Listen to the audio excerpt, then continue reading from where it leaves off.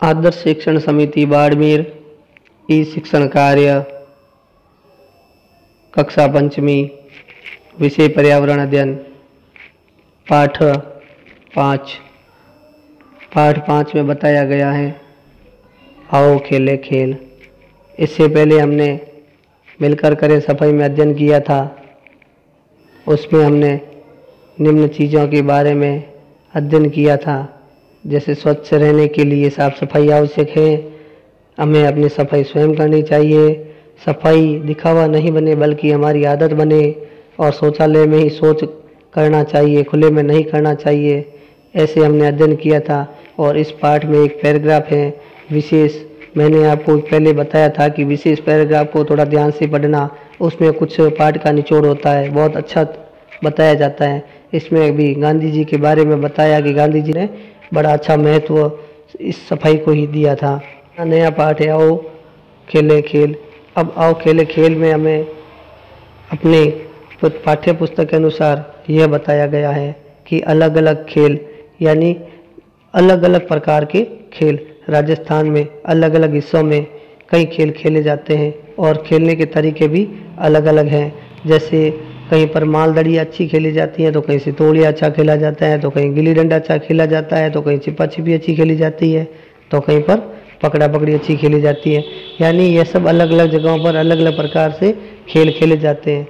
खेले सभी जगह जाते हैं मगर रुचि अलग अलग जगहों पर अलग अलग हिसाब से होती है। और ये सभी खेल है जो पारंपरिक खेल है और इन्हें किसी साधनों की आवश्यकता नहीं होती।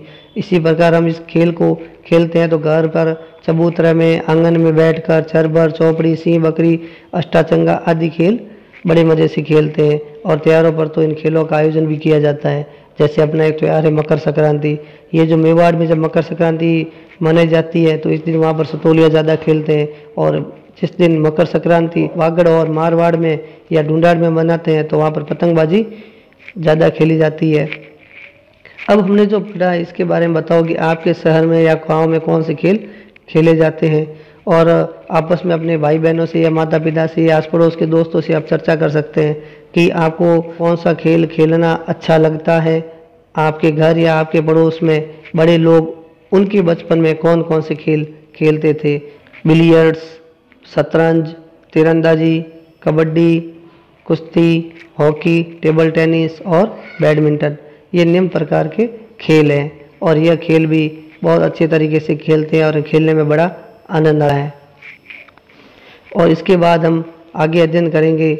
आगे इसमें बताया गया है कि चित्र में कौन कौन से खेल खेले जा रहे हैं। ये आपको कॉपी में लिखकर बताना है कि चित्र में कौन कौन से खेल, जैसे कि ये बिलियर्ड्स, शतरंज, तीरंदाजी, कबड्डी, कुश्ती, हॉकी, टेबल टेनिस और बैडमिंटन, ये इस चित्र में बताए गए विभिन्न प्रकार के जो खेल हैं ये बताए गए हैं।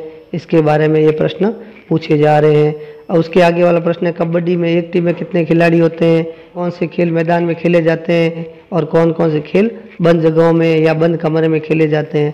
अब आपको बता दें कि कुछ खेल ऐसे होते हैं जो बंद कमरों में भी खेले जा सकते हैं और कुछ खेल ऐसे होते हैं जो मैदानों में खेले जाते हैं।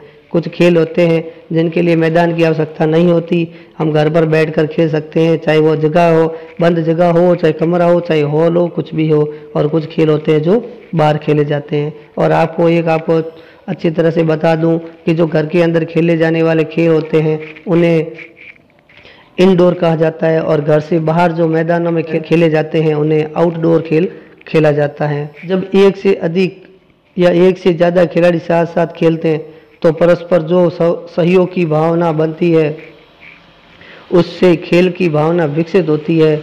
मैदान में खेले जाने वाले खेल आउटडोर खेल व बंद जगह या बंद कमरे के अंदर खेले जाने वाले खेल को इंडोर खेल कहते हैं, जैसा मैंने अभी आपको बताया था। अब आजकल दूरदर्शन पर कबड्डी के मैच दिखाए जाने के बाद कबड्डी अत्यंत लोकप्रिय होता जा रहा है।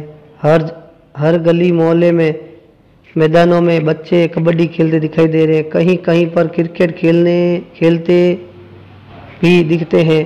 क्रिकेट खेलने के लिए बड़ा मैदान चाहिए, लेकिन बच्चे खाली भूखंडों में भी क्रिकेट खेलते दिखते हैं। आजकल लोग स्वास्थ्य के बारे में काफ़ी जागरूक हो गए हैं।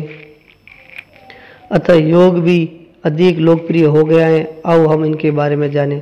अब इसमें यह बताया गया कि घर के अंदर खेले जाने वाले जो खेल हैं इंडोर खेल कहलाते हैं और घर के बाहर जो खेले जाने वाले खेल हैं वो आउटडोर खेल कहलाते हैं। यह जैसे कि लिखा हुआ है कि आउटडोर और इनडोर ये सब खेल के बारे में बताया गया है। और सब खेलने के जो भी खेल खेलते हैं उसमें हमारे शरीर में एनर्जी भी वेस्ट होती है और वापस ऊर्जा हमें लेने के लिए हमें योग की आवश्यकता होती है। और योग में भी हमें सूर्य नमस्कार के चरण हैं वो हम आगे अध्ययन करेंगे। भैयाओं को आशा है कि समझ में आया होगा। इसके प्रश्नोत्तर मैं आपको नीचे PDF के रूप में दे दूंगा और भैयाओं को निवेदन है कि सुंदर लिखावट के साथ अच्छा कार्य करें। जय हिंद, जय भारत।